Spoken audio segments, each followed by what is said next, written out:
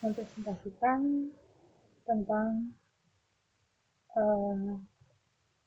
rumus if, yaitu if sederhana, if nested, dan if case.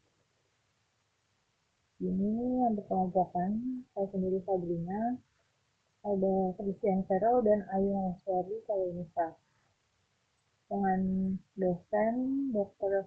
Syamsuddin Aka dan Aka. Namaku audit sistem informasi.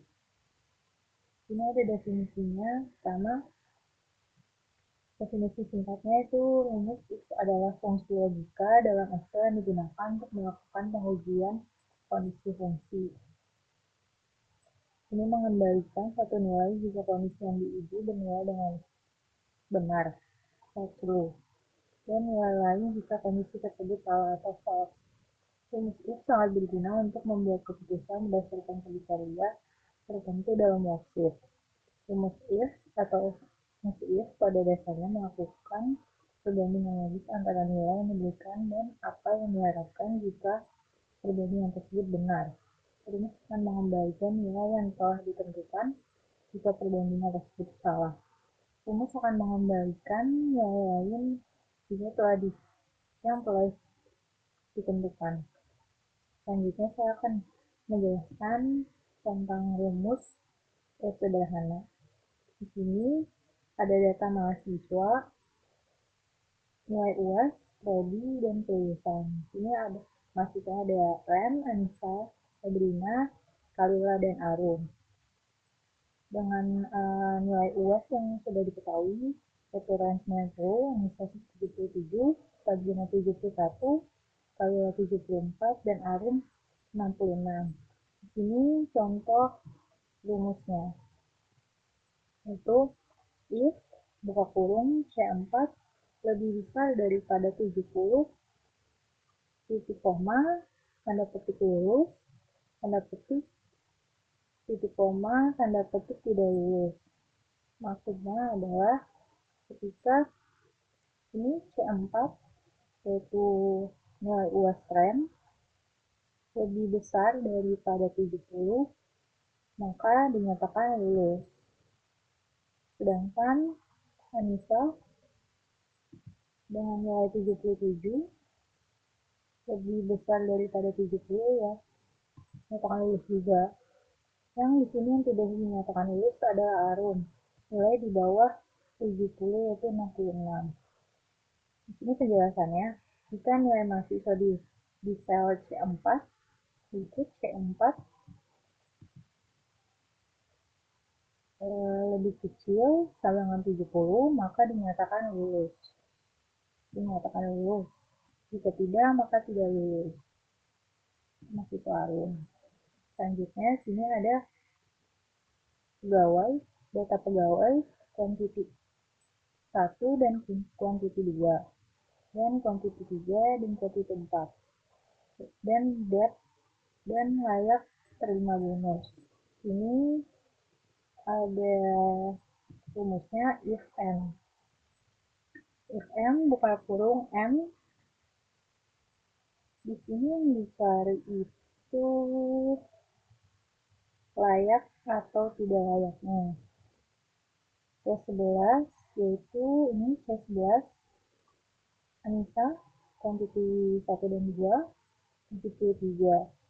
C11 lebih besar daripada 54, titik koma, D11, kuantiti 3 dan 4 lebih besar daripada 54, titik koma, layak dan tidak layak. Di sini kenapa bisa dibilang tidak layak? Karena kuantiti 73 dan 69 tuh lebih tinggi daripada 54. Nah, penjelasan di sini jika jumlah penjualan di sel C11 lebih besar dari 54 dan sel D11 lebih besar dari 54, maka dinyatakan layak. Jika tidak,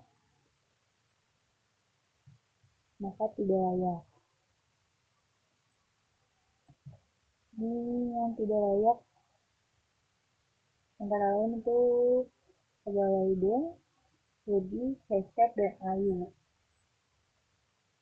Selanjutnya, data dari pegawai penjualan 2024 dan penjualan 2025. Itu total dan status kepegawaiannya. Ini is or, buka kurung or, maksudnya buka kurung C18. Ini C18 itu penjualan 2024, 6, pegawainya China lebih besar sama dengan 6, titik koma D18, 18 yaitu 6, 18 buka lebih besar sama dengan 6, atau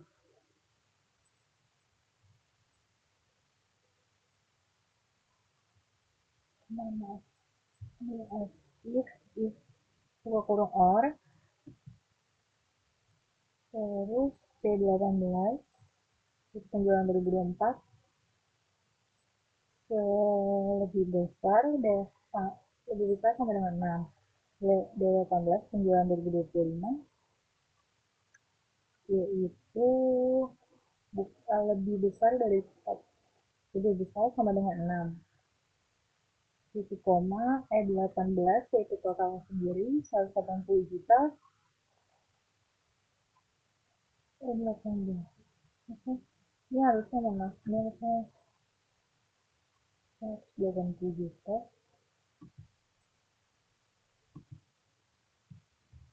180 juta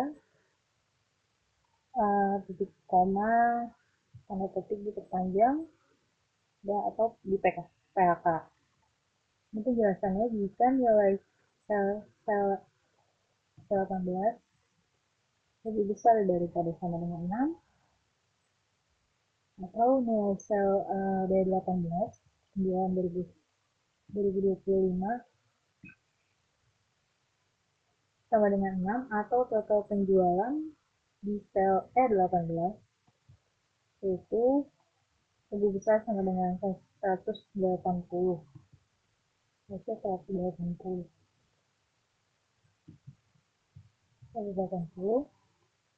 maka karyawan diperpanjang, jika tidak di PHK.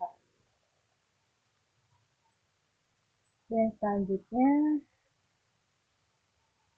if not, ini ada rumusnya if kurung not kurung E25. E25 ini persentasenya 50%.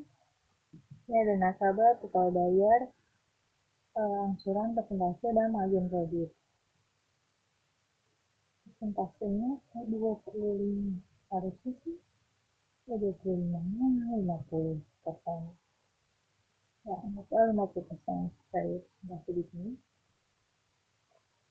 Titik koma, tanda petik tidak layak, tanda petik titik koma layak. Jika presentasi di sel E25 ini nasabah Fitri lebih kecil daripada 50%, maka nasabah tidak layak menerima kredit lanjutan. Jika lebih maka layak. Ini karena bukan 50% benar ya, harusnya 70%. Karena rumusnya seperti ini. Jika presentasi di sel E25 karena sini E25 presentasi 50% lebih besar, ini lebih besar daripada 70%, maka itu lebih kecil karena di sini penjelasannya jika presentasi di sel E25 E25 lebih besar daripada 70, maka nasabah tidak layak menerima kredit lanjutan. Jika lebih, maka layak. Yang di sini yang layak hanya nasabah Dustriano, yaitu dengan persentase 73,33%, yaitu di atas 70% inflasinya, dan seterusnya.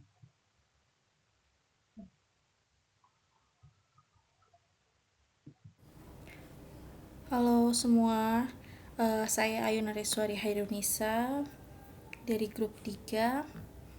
Nah, di sini saya akan menjelaskan tentang rumus formula if nested atau if bertingkat. Sebelumnya, video ini saya dan teman-teman saya buat untuk memenuhi tugas dari mata kuliah audit sistem informasi. Dan yang seperti tadi saya jelaskan, di sini saya akan membahas tentang rumus formula if nested atau if bertingkat. Nah, jadi di sini ada data tentang performa karyawan magang atau peserta magang. Di sini ada tabelnya, peserta magang atas nama Dodi, Terenzia, dan lain-lain. Kemudian ada hadir tepat waktunya dari 22 hari. Ini ada beberapa hari yang mereka masuk, kemudian pulang sesuai jam kerja dari 22 hari full. Ini ada beberapa yang pulang sesuai jam kerja dan kemudian ada absen tidak masuk. Ini ada data absen tidak masuk dari 22 hari. Ada beberapa peserta magang yang tidak hadir, kemudian memberikan bantuan ke seluruh pegawai. Intinya performanya ini sesuai KPI atau tidak gitu. Nah, yang akan kita cari di sini adalah nanti kedepannya itu status kepegawaiannya. Nah, jika performa dari beberapa dari poin-poin ini bagus, nah maka itu akan diterima. Dan jika tidak bagus, nah ditolak. Nah, gimana caranya membuat itu dalam Excel? Kita akan menggunakan rumus if nested atau if bertingkat. Nah, di sini sudah ada rumusnya dan saya akan jelaskan. Misal, nah jika peserta magang hadir tepat waktu lebih dari 17 hari dan pulang sesuai jam kerja lebih dari 17 hari atau tidak pernah absen dan memberikan bantuan dan tidak malas, itu maka diterima. Jika tidak, sebaliknya atau ditolak. Nah, kita cari menggunakan rumus. Di sini kita klik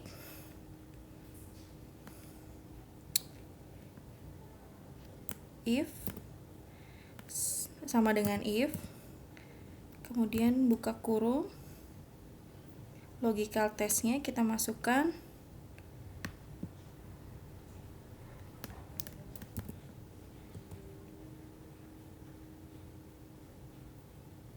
sebentar, rada susah dibaca, di sini aja ya. Misalkan sama dengan if, buka kurung, and kita masukkan logical testnya, kemudian buka kurung. Oke, satunya karena ini dari hadir tepat waktunya ya, kita lihat, klik kolom C karena ini saya di sel di baris ke-8, jadi ini jadinya C8. Kemudian lebih dari 17, maka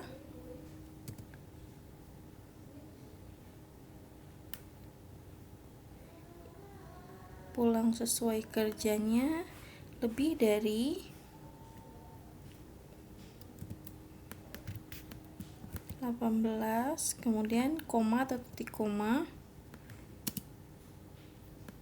kita tulis or dalam kurung,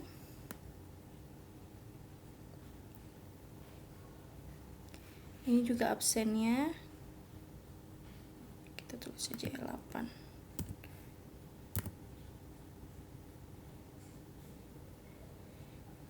Lebih tidak ada lebih dari 0, maka not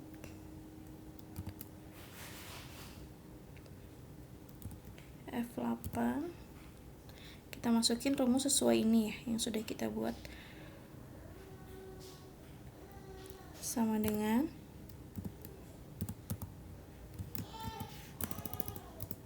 kita pakai caps lock, tidak. Dan ini karena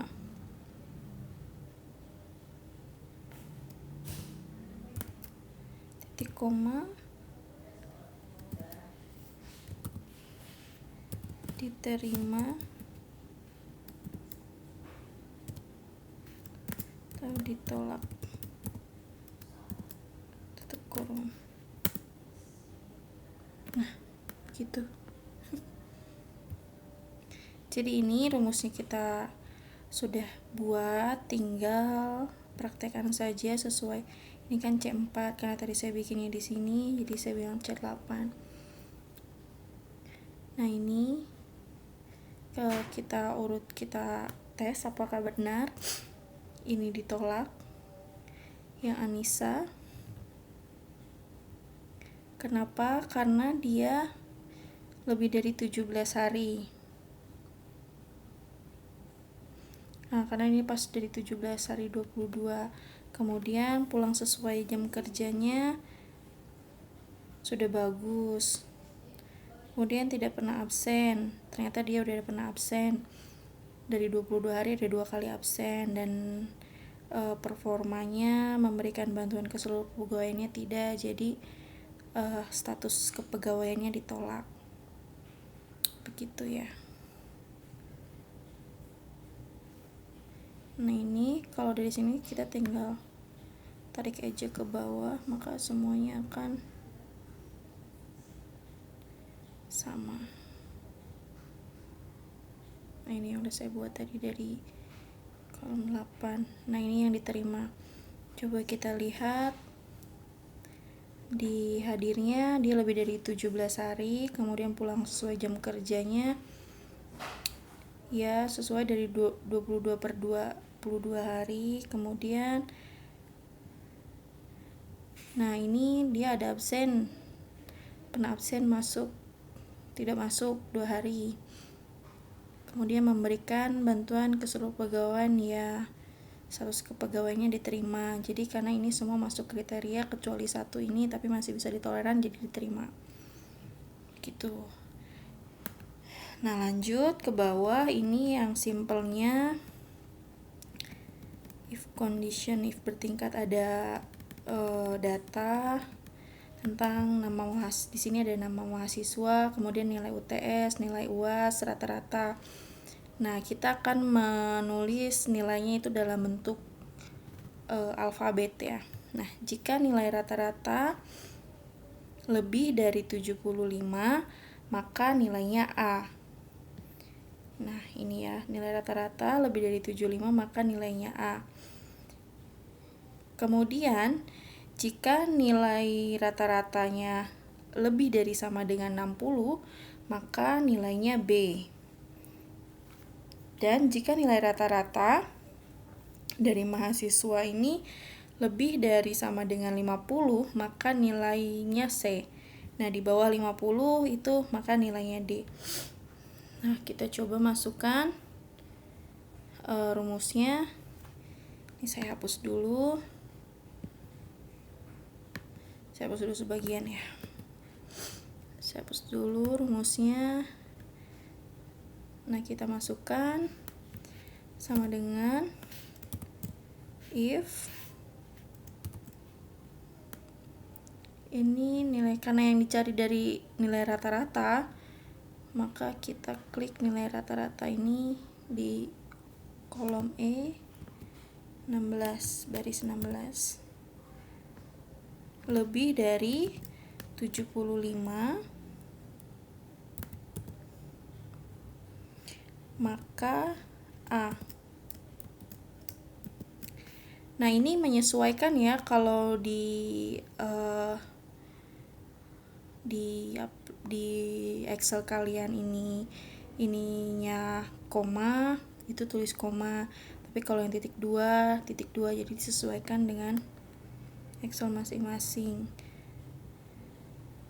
Maka nilai A. Nah, terus kemudian kita tulis lagi if dalam kurung selnya masih sama, E16 lebih dari sama dengan 60, maka nilainya B. Nah, koma lagi. Terus kita tulis lagi rumus if-nya dalam kurung. Kolom dan barisnya masih sama. Untuk E16 lebih dari sama dengan 50, maka nilainya C. Nah, jika sebaliknya adalah false-nya, itu adalah D. Nah, tutup kurung. Karena ini ada buka kurungnya 3 kali, 1, 2, 3, maka kita tutup kurungnya juga 3 kali. Kemudian enter. Nah, ini hasilnya. Apakah kita cek? Nah, kita drag ke bawah. Apakah sudah sesuai? Kita lihat. Nah, ini ada Kelvin, nilai rata-ratanya 79. Nah, ini di atas 75, maka nilainya A. Sesuai, benar. Kemudian dari Risco, nilai rata-ratanya 7,5. Maaf. Maka nah, ini juga di atas 75, maka nilai mutunya adalah A. Nah, ini Naila. Nah, ini ya, dia di bawah 75 tapi di atas 60, maka nilainya B. Kemudian seterusnya seperti itu. Nah, ini kita sudah tulis rumusnya, contoh rumusnya di sini. Kemudian keterangannya seperti itu. Lalu ini ada kondisi lain juga masih tentang rumus if nested atau rumus bertingkat. Nah, ini ada data penjualan. Ini case-nya sama seperti yang di atas. Cuman ini ada nilai penjualan di sel C28 dikalikan langsung dengan hasil dari ini. Jika sel C28 penjualan tahun 2025 melebihi nilai 500 juta, maka dikalikan dengan rate komisi ini, rate komisi yang udah kita buat di kolom G baris 28. Ya, kolom B baris 28 ya. 28 ini harusnya G28 bukan G30. Oh iya. Oh, sorry, benar-benar. Di G30 karena ini lebih dari 500 juta. Benar, G30. Nah, jika sel C28 lebih dari 200 juta, maka dikalikan dengan rate komisi. Nah, ini lebih dari 200 juta. Di kolom G baris ke-29. Nah, di luar angka itu dikalikan dengan, jadi di bawah 200 juta komisinya 5%. Nah, gimana caranya? Ini rumusnya sudah ada, maka kita coba hapus dulu di sini, kita kosongkan. Ini sama dengan C28 dikali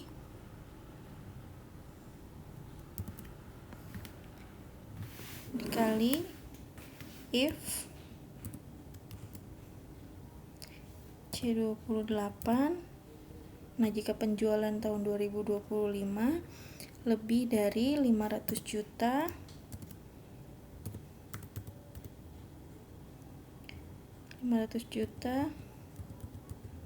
nah, maka ini kita klik di G28-nya ini di kolom ini, kemudian pencet F4.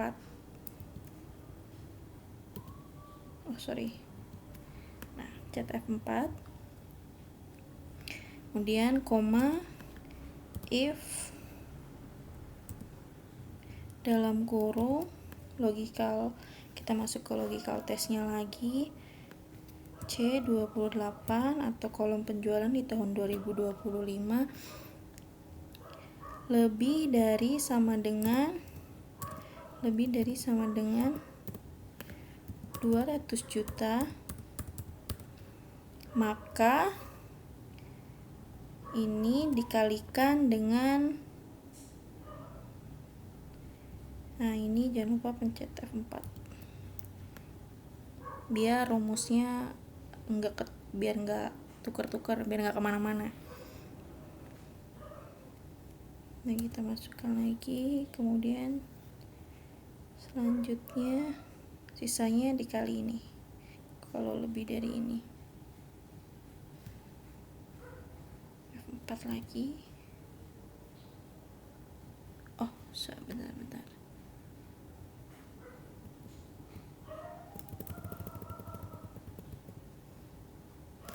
Oke, 28. Biar enak kita tulis aja langsung.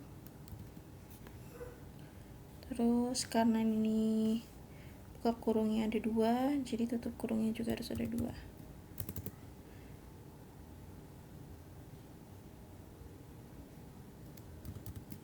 Enter. Nah, jadi begini ya, ini sudah sesuai. Nah, kita tarik aja turun ke bawah. Nah, seperti itu ya teman-teman untuk rumus if nested-nya atau rumus if bertingkat. Untuk lebih lanjutnya bisa dipelajarin lagi, dipraktekkan kembali. Ini rumus-rumusnya sudah kita berikan serta beberapa contoh kasus. Itu saja dari saya. Kurang lebihnya mohon maaf dan terima kasih. Halo, selamat malam. Sekarang kita akan selanjutnya kita akan membahas tentang if case. If case ini agak berbeda ya karena kita akan menggunakan kasus yang diberikan oleh. Anggaplah kita sedang bekerja sekarang sebagai auditor dan kita bingung ya, ini kita diberikan data seperti ini oleh perusahaan servis armada, berarti anggaplah taksinya ada servis begitu ya, ada satu kali servis itu 98 unit yang lalu dia dengan kode servis S001 itu cuma mesin ya, sehingga dengan 98 unit 98 juta ya. Juga dengan kode servis S2 berarti dia servis partnernya yang masuk cuma 10 unit tapi harus bayar 20. Nah, anggaplah kita punya data seperti ini diberikan oleh sebuah perusahaan, dan perusahaan kita sebagai auditor itu bisa melihat gampangnya seperti apa, mau melihat data ini apakah lengkap atau tidak, apakah terlambat bayar. Cukup dengan rumus if seperti ini ya. Untuk menggunakan rumus seperti ini kita bisa menggunakan seperti ini, misalnya if, atau misalnya C4 di sini adalah kolom invoice. Jika invoice yang nggak ada ya, tanda ketik dua kali artinya tidak ada atau nol. Lalu jika kolom 4 yaitu buat ordernya juga tidak ada, atau jika J4 itu tidak ada harganya misalnya, maka dokumennya tidak lengkap. Jika tidak ada maka lengkap. Seperti itu. Jadi ini sudah gampang sekali, semuanya sudah ada. Lalu untuk jumlah kenapa kita bisa pakai if tanggal bayarnya itu lebih belakang dibandingkan tanggal serah terimanya, maka tanggal bayar dan tanggal serah terima atau mau, sehingga ketahuan berapa sih tanggal berapa banyak yang terlambat gitu, seperti itu ya. Terlambatnya berapa hari di sini untuk transaksi tersebut. Dan juga kita bisa pakai uh, if untuk ngecek float rate misalnya kita punya standarnya harus seperti apa. Contohnya misalnya yang rumus tadi if, atau misalnya C4 tadi, nah, tapi dia tidak ada invoice-nya, lalu work order juga tidak ada, lalu invoice amount-nya itu di atas 250 juta, lalu jumlah pembayaran ya ternyata lebih rendah daripada jumlah invoice untuk orang bayar gitu. Dan tanggalnya itu lebih, tanggal bayarnya itu lebih jauh lebih lama dibandingkan tanggal sekali terimanya, maka bisa dibilang beresiko. Jika tidak, maka no. Kalau kita akan langsung tahu kira-kira yang mana kira-kira transaksi yang harus ditanyakan gitu ke manajemen ya. Kenapa ini kok nggak ada banyak? Kenapa kok transaksinya segini gede sedangkan telah dibayar? Ini kan seperti itu. Lalu ada lagi penggunaan IPS yang lain ya. Misalnya saya ingin menggunakan if sebagai untuk mengisi drop down list bisa seperti itu. Jadi anggaplah ini adalah form pengisian ya. Anggaplah saya terus dan saya Yunus Balik, lalu dia tanyakan bahwa misalnya saya ingin membuat fakultas program studi, ini menjadi drop down supaya lebih mudah. Anggaplah saya sudah buat datanya lebih dulu ya. Jadi kalau saya blok di sini, pasti akan otomatis terbuka. Lalu misalnya tiga data ini, atau tulis PPP di sini, atau dia akan jadi dataset yang bisa kita panggil. Itu juga untuk teknik misalnya ya, saya tulis F teknik, fakultas teknik, dan enter. Maka ini dia menjadi sebuah data blok. Maksudnya gimana kita pakai if, gimana maksudnya? Jadi sekarang saya akan bikin drop di sini. Saya akan bikin drop dan saya akan arahkan ke sini. Dia akan otomatis berubah jadi fakultas ya. Lalu saya akan klik OK. Maka di drop down list ini ada dua pilihan sesuai dengan mana di sini. Lalu gimana kalau saya pengen bikin drop down list? Misalnya di sini kalau saya pilih di atas ini FEB gitu ya, maka saya ingin yang keluar adalah yang tiga program studi gitu. Saya bisa langsung pakai rumus if di sini. Mari kita coba dulu ya, penyebarannya seperti ini. Jika sel F29 ada warna ini ada tulisan FEB, maka masuklah ke dataset FEB. Dataset di sini adalah bukan, jadi kalau saya klik FEB, di sini ada kotak begini, ini sudah termasuk dataset. Ya, dataset. Ini juga seperti ini. Kalau teknik, maka saya panggil yang tadi, fakultas, ini yang bawah ya. Oke, selesai. Kalau saya klik enter, akan error atau false, karena memang di sini belum ada value-nya. Andaikan ada value-nya, dia akan error. So, ini penempatannya bukan di sini, tapi kita akan ambil ini, kita akan buka lagi data validation, kita pilih list, dan kita taruh rumus di sini. Maka dia otomatis akan berubah sesuai dengan apa yang ada di atas. Ini PB, dia hanya akan memilih drop down list instansi, manajemen, atau valuation. Maka kalau saya klik teknik di sini, dia otomatis akan berubah menjadi list jurusan program studi teknik di UNAS misalnya seperti itu. Ya, karena Ayuna Reswari adalah PVB, maka saya akan tulis PVB dan akuntansi gitu ya. Lalu kita juga bisa tulis seperti itu kira-kira. Untuk domisili kita akan lakukan yang sama ya. Di sini saya ingin provinsinya pilihannya 2 DKI Jakarta, Jawa Barat. Lalu selanjutnya jika dipilih DKI Jakarta, maka pilihannya adalah ini. Jadi dipilih ke Jawa Barat provinsinya, maka provinsinya di Jawa Barat. Nah, kita lakukan yang sama, kita akan ambil list, lalu kita akan tulis source-nya, yaitu 2 ini. Ya, lalu kita klik OK. Maka rumusnya untuk kota ini kita bisa langsung tuliskan di sana. Ya, di sini if Jika sales F2 F34 itu dari DKI Jakarta, maka kita akan masuk ke dataset Jakarta. Jika sales F34 dari Jawa Barat, maka kita akan masuk ke dataset Jabar. Ya, dataset Jabar ini sudah saya set sebelumnya. Kalau saya blok di sini 55-nya, maka di sini keluarnya Jakarta. Kalau saya blok 55-nya di sini, maka keluarnya Jabar. Sehingga kita bisa langsung apply-kan sini, terulangi lagi seperti tadi, dan tempat yang sama, ya. Kenapa ini saya tulis DKI Jakarta? Lalu saya isi lagi, sukses, maka dia otomatis akan keluar Jakarta Barat dan lain-lain. Kalau saya tulis Jawa Barat, maka di sini otomatis akan keluar Kota Bandung, Kota Banjar, dan lain-lain. Karena kebetulan saya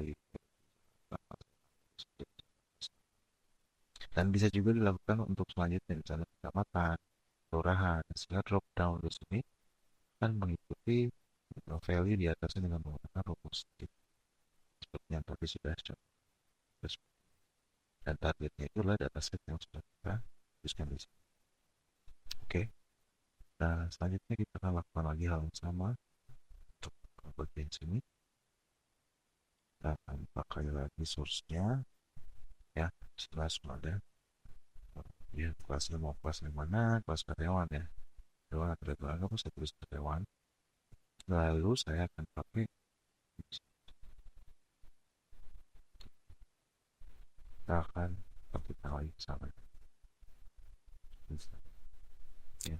Jika kolom F40 itu isi karyawan, maka akan masuk ke dataset karyawan KRD. KRD jika F40 itu adalah sudah tertulis regular atau reg. Oke, maka kalau karyawan pilihannya adalah 40. Kalau kita ganti di sini jadi regular, maka pilihannya adalah jabatan 1%. Oke, seperti itu ya. Ini adalah contoh penggunaan if lebih advance daripada if yang sudah dijelaskan sebelumnya oleh Sabrina dan Ayu Rosmari.